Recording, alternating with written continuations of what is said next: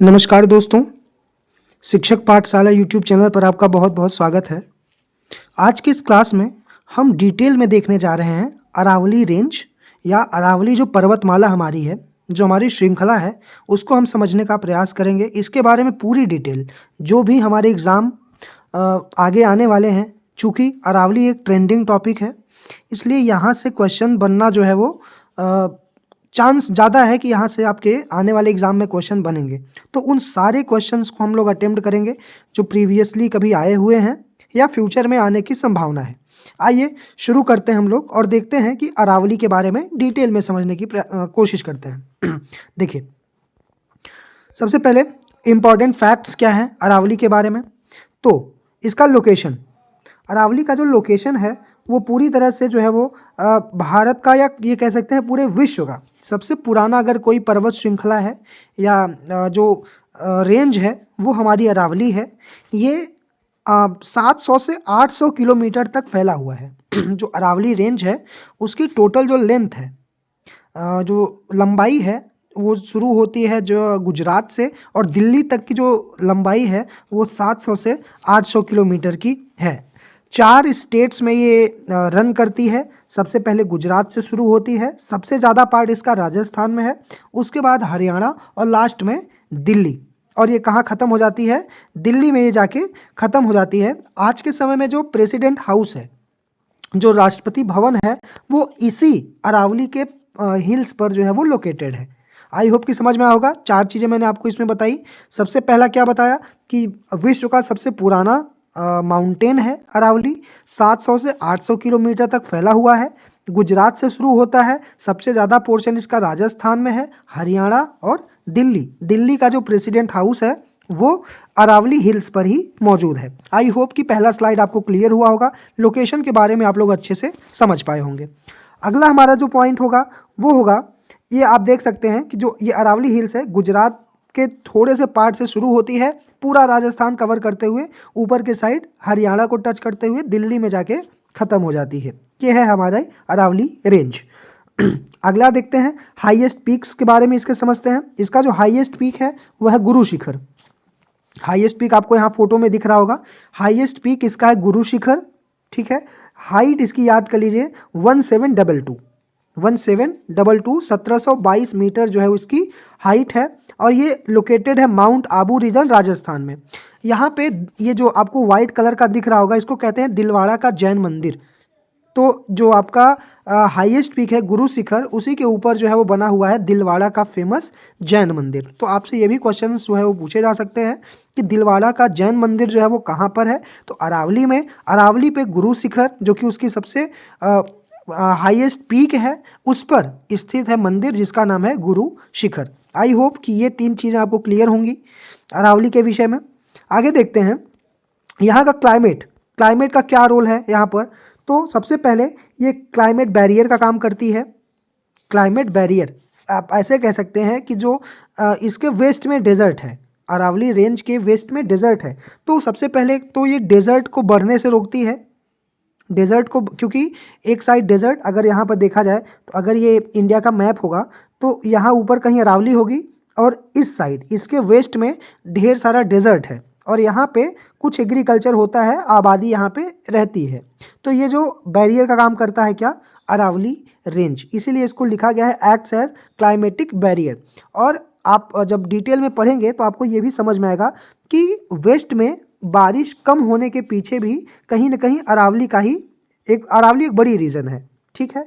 दूसरा, help prevents the eastward expansion of the Thar desert. ये मैंने आपको पहले बता दिया कि थार डेजर्ट को ईस्ट के साइड एक्सपेंड होने से रोकता है, क्योंकि एज अ बैरियर का काम करता है।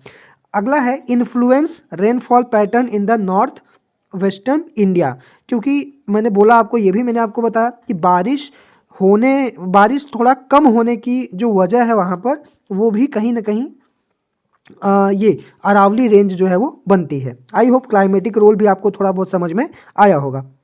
आगे देखते हैं, अगला हमारा है रिवर ओरिजिनेटेड फ्रॉम अरावलीज। जो अरावली हिल्स है यहाँ से कौन कौन सी नदियाँ जो है वो निकलती हैं या कौन कौन सी नदियाँ हमें दिखाई देती हैं। तो सबसे पहले नदी है लूनी रिवर, जो कि डेजर्ट का सबसे बड़ा रिवर है। लूनी रिवर यहाँ पे अरेबियन सी की तरफ जाता है, लेकिन अरेबियन सी तक पहुँच नहीं पाता। एक बीच में जगह है रन ऑफ कच्छ, कच्छ का रन उसको कहते हैं, तो वहीं पर ये लूनी रिवर क्या होती है, ख़त्म हो जाती है। साबरमती रिवर वहाँ से है, बनास वहाँ से है, और एक रिवर है सरस्वती जिसको सीजनल कहते हैं। रिवर्स दो टाइप की होती हैं, एक पेरिनियल और एक सीजनल।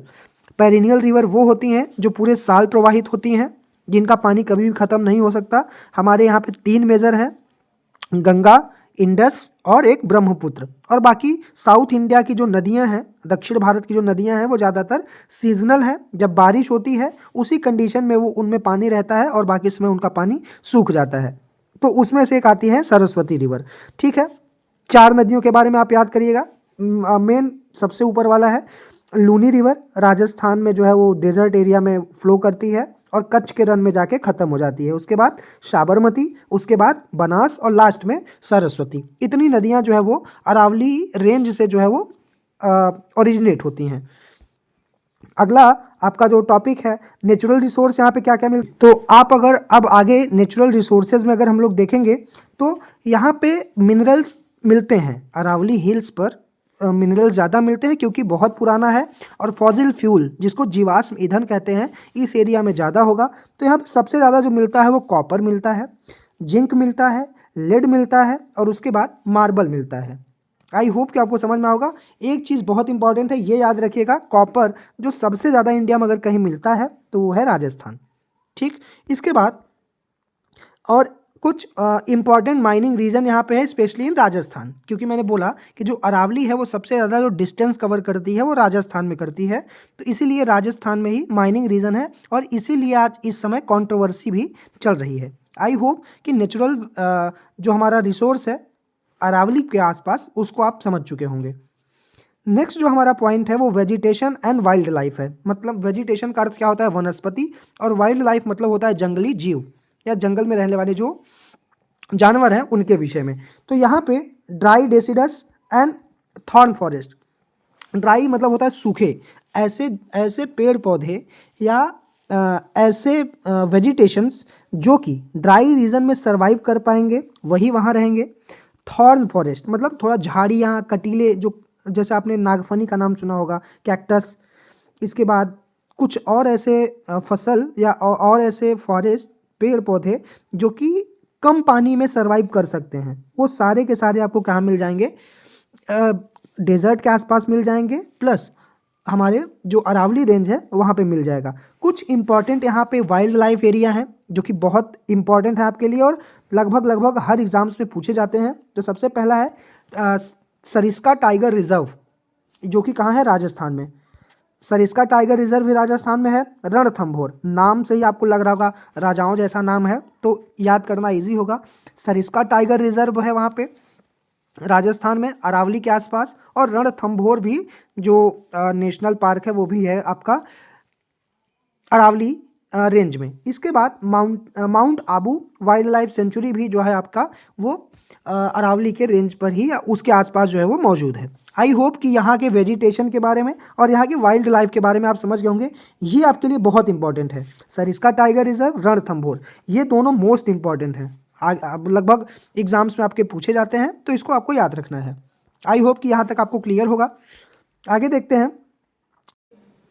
देखिए नेक्स्ट हमारा है इकोनॉमिक एंड इन्वायरमेंटल इम्पोर्टेंस, कि इकोनॉमी में, हमारी इकोनॉमी में क्या रोल प्ले करता है अरावली, और इन्वायरमेंटल इम्पोर्टेंस इसकी क्या है। तो ये क्या करता है, सपोर्ट्स एग्रीकल्चर, मतलब खेती को सपोर्ट करता है बाय चेकिंग डेजर्टिफिकेशन, क्योंकि टाइम टाइम पे मैंने आपको बोला ना कि डेजर्ट फैलता चला जा रहा है, जिसको बैरियर, जिसको रोकने का काम कौन कर रहा है, आपका अरावली रेंज कर रहा है। आई होप कि समझ में आया होगा। तो टाइम टाइम पर चेक होने की वजह से ये एग्रीकल्चर को क्या करता है, एरिया सपोर्ट करता है। Source of ground water recharge, अगर आपने वाटर रिसोर्स के बारे में कुछ पढ़ा होगा तो ज़मीन के अंदर ना वो ग्राउंड वाटर, ज़मीन के अंदर जो पानी है उसको समय समय पे रिचार्ज करता है अरावली रेंज। आगे है बायोडाइवर्सिटी कंजर्वेशन। बायोडाइवर्सिटी मतलब क्या होता है, एक ऐसा एरिया जहाँ पे बहुत अलग अलग टाइप के पेड़ पौधे, फ्लोरा एंड फौना, जीव बहुत अलग अलग टाइप के जब एक जगह पे मिलते हैं तो उसको डाइवर्सिटी कहते हैं। तो इस एरिया में हमें अलग अलग टाइप के जीव जंतु, पेड़ पौधे और ह्यूमन बीइंग देखने मिलते हैं। आई होप कि समझ में आया होगा यहाँ तक। और लास्ट क्या है, लास्ट है mining has caused environmental degradation, जो कि बहुत समस्या चल रहा है यहाँ पे। तो माइनिंग के वजह से इन्वायरमेंटल डिग्रेडेशन होने की संभावना बहुत ज़्यादा है। आई होप कि समझ में आया होगा आपको अरावली के जो यहाँ के इकोनॉमिक और इन्वायरमेंटल इंपॉर्टेंस है उसके बारे में। आगे देखते हैं। नेक्स्ट हमारा है प्रॉब्लम्स एंड कंजर्वेशंस। प्रॉब्लम्स क्या क्या हो सकती हैं, जैसे सबसे पहला है एक्सेसिव माइनिंग, क्योंकि इस एरिया में मिनरल्स, कॉपर वगैरह देखा आपने, जिंक देखा, मार्बल देखा, ये ज़्यादा मिलते हैं, इसलिए यहाँ पे माइनिंग एक्टिविटीज़ ज़्यादा होती हैं। ठीक है। डिफॉरेस्टेशन, पेड़ों की कटाई, वनों की कटाई। तो अगर आपको माइनिंग करना है तो पेड़ों को पहले काटना ही पड़ता है, तभी आप माइनिंग कर पाते हैं। तो दोनों एक दूसरे से जुड़े हुए हैं। एक्सेसिव माइनिंग एक समस्या है, डिफॉरेस्टेशन एक समस्या है। Urban expansion, Delhi NCR area, तो दिल्ली और एनसीआर का एरिया जो है वो यहाँ से लगा हुआ है। तो अर्बन एक्सपेंशन मतलब शहरीकरण बहुत तेज़ी से यहाँ पे हो रहा है, जिससे इंडस्ट्रीज़ लगाई जा रही हैं, उनसे केमिकल्स निकल रहे हैं और इस एरिया को क्या कर रहे हैं, प्रॉब्लम में डाल रहे हैं। आई होप कि 3 पॉइंट आपको समझ में आया होगा। चौथा है protected under environmental laws, supreme court guidelines, जो जस्ट अभी कुछ दिन पहले गाइडलाइंस जो है वो आई हैं।